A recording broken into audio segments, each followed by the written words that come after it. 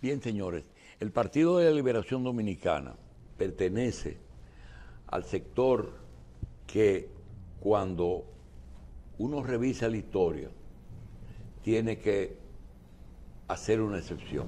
¿Quiénes aportaron elementos positivos al país desde que este país se convirtió en una nación?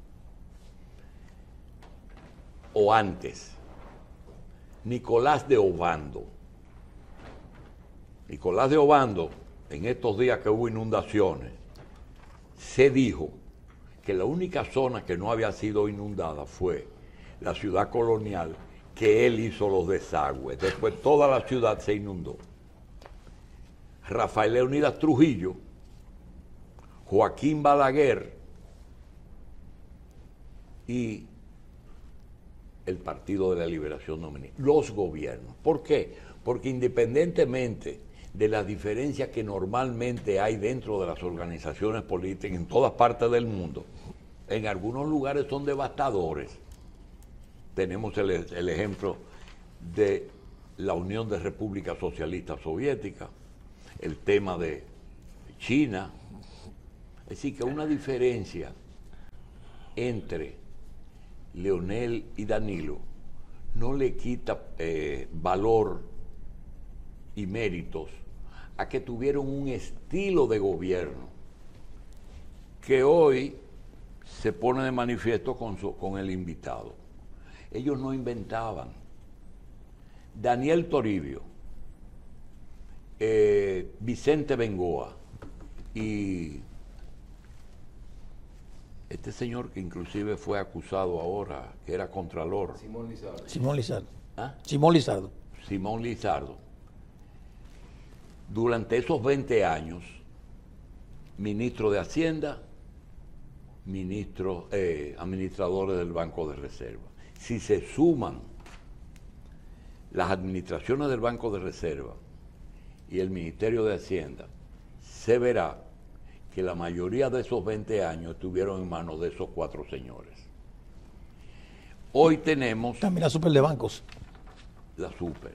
Tenemos hoy a Daniel Toribio con unos temas muy específicos, y así lo vamos a seguir teniendo, que es el que se encarga de echarnos gotas en los ojos sobre cómo piensa el PLD, la fuerza del pueblo, con respecto a algunas situaciones.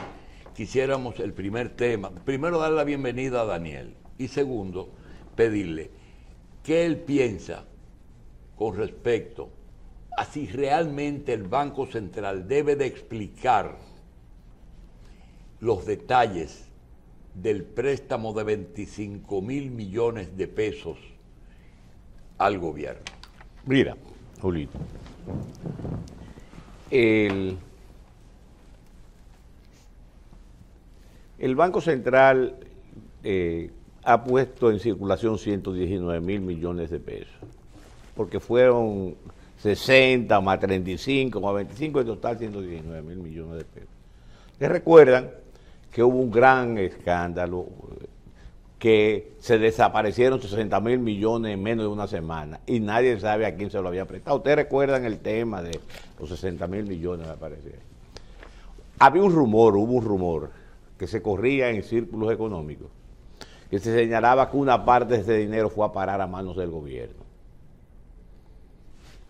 En un principio se quiso imputar, achacar a los bancos comerciales de la culpa de eso. Pero en mi caso, en lo personal, no tenía confirmación de esa operación hasta que el ministro de Hacienda lo reconoció. El ministro de Hacienda, en el programa hoy mismo, a una pregunta del periodista Dani Alcántara, reconoció no cuánto eran, sino que hubo una operación de eso en junio, de adelanto del dinero por parte de los bancos comerciales al gobierno. Yo te voy a decir lo siguiente. Lo que parecería ser una operación de triangulación donde el Banco Central le da dinero a los bancos comerciales y los bancos comerciales le prestan o le adelantan al gobierno. ¿Qué es lo grave de esa operación? Porque tú dices que cuando tú oyes la declaración del ministro de Hacienda, Jochi Vicente, él dice es una operación que se había hecho antes. Yo dije, si se había hecho antes, debe existir algún documento. Y encontramos un documento de diciembre del 2020, donde ya las instituciones financieras le habían adelantado al gobierno 20.000 millones de pesos en diciembre del 2020. Tú dirás, pero eso no es nada, es un adelanto de impuestos que se va a recuperar con los impuestos o de ese año o del año que viene. Pues no, la del 20 es por 10 años, hasta 2031, involucra 3 periodos gubernamentales. El gobierno que esté en el 2030, cuando vaya a las instituciones financieras y le diga, páguenme, ellos le van a decir, no, pero ya yo se lo di al gobierno. Eso no es transparente, es opaco y debe aclararse. A la pregunta, Julito, sí, tienen que aclarar a Hacienda y el Banco Central esa operación, porque la verdad es que es una operación opaca y además viola todos los criterios de un financiamiento. No pasó por el Congreso. Y eso es muy delicado. O sea, yo inclusive en algún momento yo quisiera poderle comunicar al gobernador del Banco Central, Héctor Valdés Albizu, con su nombre, y al ministro de Hacienda, Jochi Vicente. Qué bueno que aclaren esa operación. Bien. Está muy clara tu posición. Daniel, los partidos hacen encuestas, los medios hacen encuestas, los empresarios hacen encuestas. No te puedes deshacer de tu vocería por tu partido, pero por favor, ¿cuál es la situación de la candidatura de Leonel Fernández hoy a casi un año de las elecciones de mayo? Mira, nosotros, las encuestas que yo he visto, o sea, nos da que el presidente Fernández está entre el 34 y el 36 a 2 o 4 puntos de Luis Abinader. Y yo te oí decir en tu entrevista el tema de las encuestas y que la visión. Hay un plan de dejar en la imagen, en el imaginario público, la posibilidad de que se puedan ir en primera vuelta. Mira, Julito, cada vez que yo pienso en una encuesta, pienso en Marilady Paulino. Sí, Paulino. En Francia, ahora recientemente, Marilady Paulino estaba compitiendo. Hay una cosa que es buena que se vean en la televisión, que se ve en la televisión, que en qué posición arranca. Ella arrancó en el ¿Pero centro. hacen encuestas de eso? No, foto, es una foto. Es sexto. Arranca en sexto. Ella. Y va corriendo y pasó al quinto. Y va corriendo y pasó al cuarto. Y al final terminó en primero. Las encuestas son una foto. Tú ves así a Leonel. Sí. Óyeme lo siguiente. Las encuestas. Y le va a dar tiempo para eso. Para que. A veces te avanza, pero no se llega. Le sobra muchísimo. Y te voy a decir más lejos. Yo creo, y se lo he dicho a muchísima gente, el punto de inflexión es septiembre. De ningún otro, o sea, septiembre. Por una razón sencilla. A septiembre nosotros tendremos 2 millones de personas inscritas. Seguro. En este momento estamos en 1.850.000 y de aquí a septiembre, y estamos trabajando por eso. Eso significa el 40% de lo que van a votar. Y nosotros, si arrancamos en septiembre con el 40% de lo que van a votar, nosotros somos una opción clara de poder hasta en la primera vuelta. Porque por una cosa, Julito, que la gente, o sea, y Luis Abinader y el PRM y mucha gente no entiende por qué ganó. Tú mismo decías en tu comentario, lo cual, que Leonel entendía que iba a recoger a mucha gente en el proceso electoral. Hay un voto que es un voto oportunista, que es el voto que determina cuál es el segundo mejor. No es que no estaban con Leonel, es que buscaban un segundo mejor. Y en ese escenario se va en todos los acontecimientos políticos. Eso es la cantidad de gente que uno conoce, que creía que iba a votar por Leonel, votó PRM. Muchísimo. ¿Y qué te lo dice? Directamente, porque vio que no había tiempo y que no le iba a dar tiempo a ustedes. Sí, pero además, pero para eso implica que terminó con un 52. Sí. Ok, pero para tú... No ha perdido, o sea que no ha perdido. No, pero ese 52, ese 2 o ese 3. O el 4, o el 5, o el 10. Ustedes, lo pusieron ustedes que votaron directamente por el PRM. Pero Daniel, contéstanos lo siguiente. En esa carrera de Mary Lady, quinta, cuarto, tercera. Sí, tercera 2. Pregunta, ¿puede Leonel llegar al número de Luis, suponiendo que sea cierto el 53, sí, y que Luis baje al 49 y Leonel quede en segundo lugar? ¿Puede que ocurra eso? No, porque yo no creo que él tenga ni siquiera cerca de 49, Julito. Pero vamos a poner... No, es que yo no puedo suponer una cosa que no es cierto. Okay. Vuelvo y repito, puede que Leonel se vaya a una segunda vuelta. Esa es la puerta. No, a la segunda vuelta no. Nosotros estamos luchando por ganar en la primera, Julito. Ah, bueno. Eso es. Nosotros no estamos luchando por una segunda vuelta. No, se está luchando todo el mundo. No. Es que yo te voy... Vamos a hacer eso. Es más, yo te digo más. Todo el mundo quiere que nada más haya una vuelta. O sea, tú crees... No importa quién gane. Tú crees en estos momentos que Luis Abinader tiene más votos que lo que sacó cuando ganó las elecciones. O sea, vamos a reflexionar sobre eso. O sea, ¿tú crees que la gente que va al supermercado, o el del barrio con la delincuencia, o el desempleado, está contento? Ese va a votar, nunca la gente está contenta. No, pero voy más lejos. Va a decir en ese momento, ay, qué bueno, me subieron los precios, déjame votar por Luis. Así no es que funciona el ser humano. Yo te voy a decir lo siguiente, y te voy a hacer una consideración delicada, no, que pasó ayer. Y es desde el punto de vista económico que yo quiero destacar ahorita.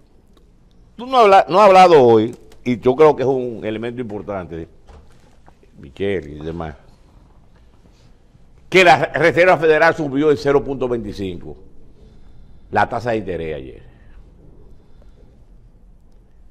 ¿Tú sabes lo que significa eso? La República Dominicana está sujeto, y estamos hablando de razones políticas, a presiones económicas internas y externas que le van a influir de manera determinante.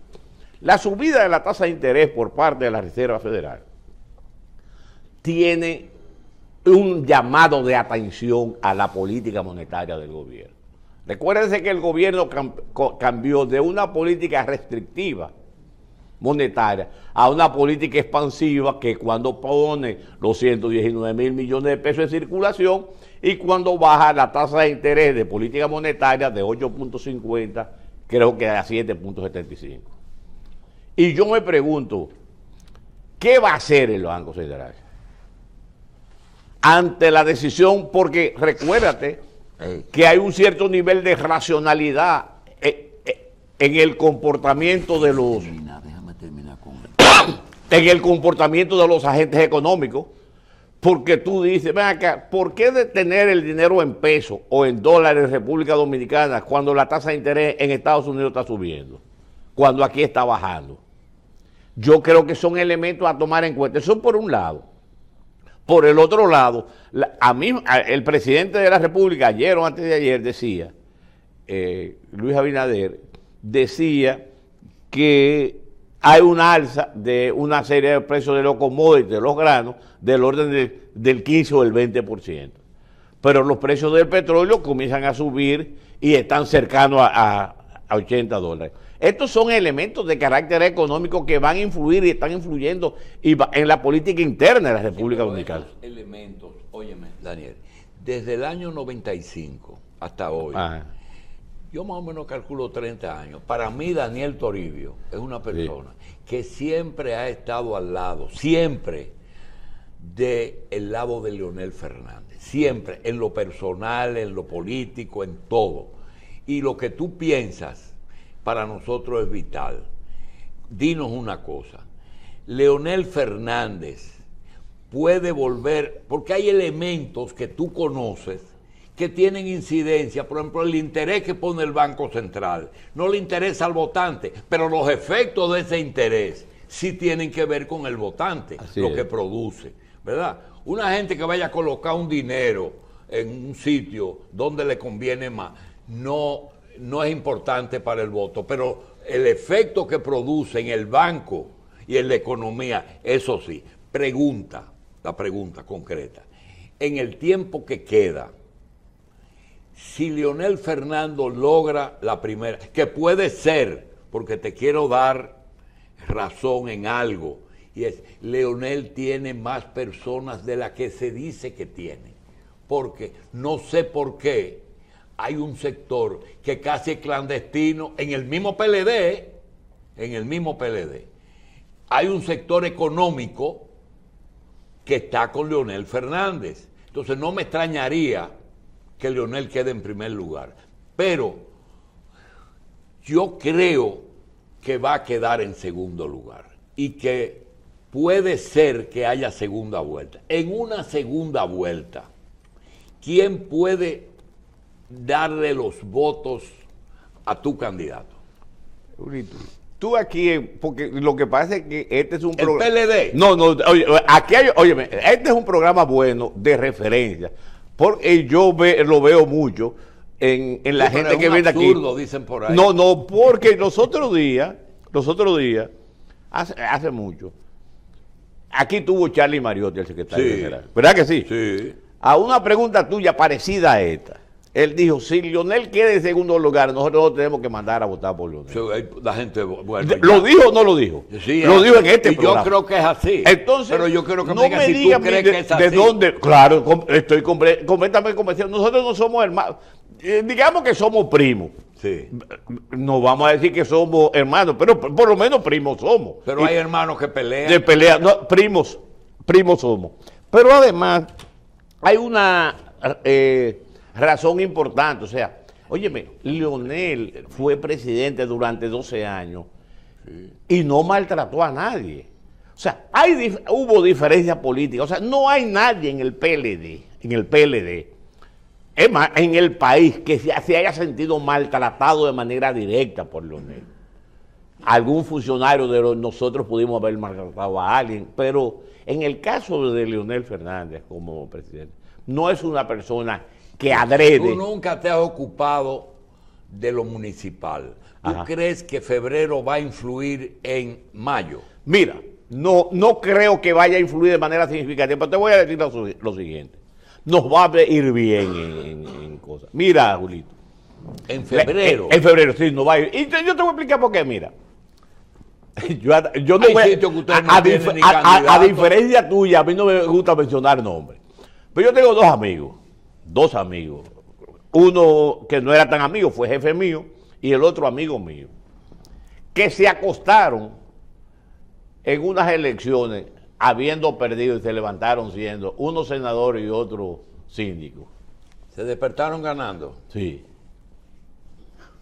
Porque...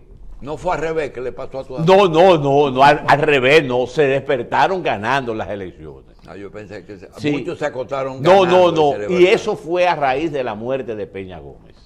Sí, eso. Entonces, ¿por qué? Porque es un problema de ola. Mira, Julito, yo te voy a poner un caso, de un ejemplo, San Pedro de Macorís. Nosotros tenemos más gente inscrita en San Pedro de Macorís,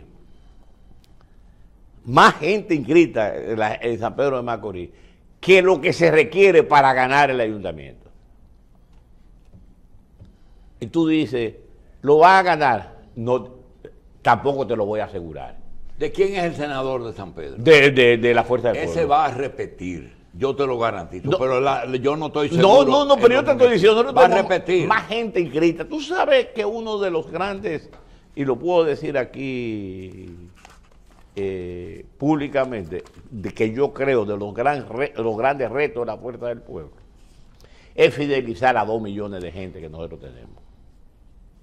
Ustedes siguen insistiendo en los 2 millones. No, es que nosotros estamos óyeme, Julito. Y Y parecería ser, o la gente que está manejando el tema son, mira, todos los días a nosotros nos mandan un conteo de cómo va el comportamiento. Oye, de cómo va el comportamiento. Y nosotros todos le damos seguimiento, estamos contentos con eso. Bien, una cosa, nos trataste el asunto de los 25.000 y nos trataste la situación de la... Hay un tema que yo lo encontré en la agenda. Ajá. Y no entendí. Tú sabes que el candidato que el PLD colocó como candidato fue a Gonzalo Castillo. Ajá. Y dicen que uno de los problemas por la que Gonzalo Castillo hoy está, porque él está sub judice, ahora mismo fue acusado, está en su casa, pero fue acusado. Dicen que fue por un expediente de asfalto. Y veo en la agenda que alguien sugiere que te trate la palabra asfalto frío. ¿Qué quiere decir? ¿Tiene que ver con Gonzalo o ese otro tema? No, desconozco el tema. Sí. Yo no soy ingeniero, no tengo idea de eso. Lo que sí te digo, he oído, o sea, no son cosas de pasillo, ¿no? Que hay dos tipos de asfalto. El asfalto caliente, que era el que se daba antes, sí, y el asfalto frío, que tiene la dificultad que con el calor se levanta. Es lo único que yo he oído. Y que en estos momentos se está utilizando ese asfalto frío, o se estuvo utilizando, no tengo los detalles. Pero de eso no tengo ni, o sea, todo lo que pueda decir es especulación. Don Daniel, en el caso de la parte, en el caso de la parte de las encuestas y de los números para el próximo proceso, ¿cómo usted ve, analizando todas las encuestas, sí, nosotros vemos una parte común y es hacia su candidato, y es la parte del rechazo? Asfalto frío veloso. ¿Ustedes han analizado esa parte, la parte del rechazo, sí, del presidente, sí, con respecto al tope? Yo te voy a decir lo siguiente, mira, a mí una gente me hizo esa pregunta y yo te la voy a responder a ti, pero en forma de chance. Me dijo, es que Leonel tiene una tasa de rechazo del 44%. Y yo le dije, nosotros cogemos el 56. Dame el 56 y lo cogemos y ya. Óyeme, eso pero ustedes no han considerado los votantes, no, pero eso fue una forma de chance. Una broma. Es una broma, yo le dije. Pero yo te voy a decir así. Eso se va cambiando en la percepción de la gente. Le hicieron una campaña en contra, la gente llega a un momento donde tiene una percepción un día y otro. Mira, yo por ejemplo, ahí está mi amigo Rafaelito Acevedo. Rafaelito Acevedo en una ocasión, recientemente hizo una encuesta a Gallup, la cual yo critiqué. Y se lo mandé la crítica a él. Porque yo creo en las encuestas bien hechas. Que yo le critiqué a la encuesta Gallup de ese momento, que le daba, creo que a Abinader 47, 48. Yo le dije, cometieron un error. Hay un sesgo en la muestra. Dije, ¿por qué? Porque ustedes encuestaron, el 68% de la gente, de lo que ustedes encuestaron, le dijo que había votado por Luis Abinader. Y en las elecciones pasadas solo votaron el 52%. Por lo tanto, hay 16 puntos porcentuales que ustedes escogieron de más de gente que había votado por Luis, y eso es un sesgo a favor de la candidatura presidencial. En la segunda encuesta Gallup, RCC Gallup, ese tipo de cosas, por desgracia, no nos dieron la información. O sea, mientras que en la primera sí podíamos ver los detalles, en la segunda no sabemos lo que hay. Y siempre, en el caso de esto, siempre recuerden a Mary Lady. Son fotos, algunas veces alteradas, solo para posicionar en algún momento. Y como dice un amigo mío, estas encuestas tienen un proceso, ¿cómo se llama? Un proceso de, van afinando, van recogiendo y recogiendo mientras más se acerca el proceso. Ajustando los márgenes de errores y las incorrecciones que se hicieron. Sí. Yo la verdad es que, si te soy sincero, no es que crea mucho en las encuestas que se hacen en estos momentos. Licenciado, regularmente la gente en la calle piensa y toma en cuenta los problemas que los gobiernos tienen en un momento en particular. El presidente de la República no está definido, dice el doctor Jacín, y yo creo que es así, que él no hay que preguntarle si va o no va, porque él va a ir a la elección, porque no tiene una competencia interna. Pero le pregunto, el costo de la canasta familiar, también los problemas de la gente en la calle, real y efectivamente afecta real y efectivamente para que la gente cambie el voto, realmente. Pues claro, o sea, los Pero votos... el presidente, aparte de eso, el presidente sigue con una popularidad alta. Es que dicen las encuestas, que estoy diciendo que en la mayoría no lo creo. La mayoría de los cuales no la creo, hasta por la forma que se hicieron. Mira, y no es hay una encuesta que se hace por Facebook. Por Facebook, una cuenta que se hace en Telefónica. Y yo te voy a decir lo siguiente. Hoy en día, cualquier algoritmo sabe cómo tú piensas. Si yo soy Daniel Toribio, que le doy un like a Vladimir Guerrero, que le doy un like a la revista 110. A la revista 110, que le doy un like a no sé cuánto, me dice, no, este señor que como veo le gusta el deporte, tiene que tener más de 50 años, tal cosa, tal cosa. Eso se determina, eso fue lo que hizo Cambridge Analytica al respecto de las elecciones con Trump.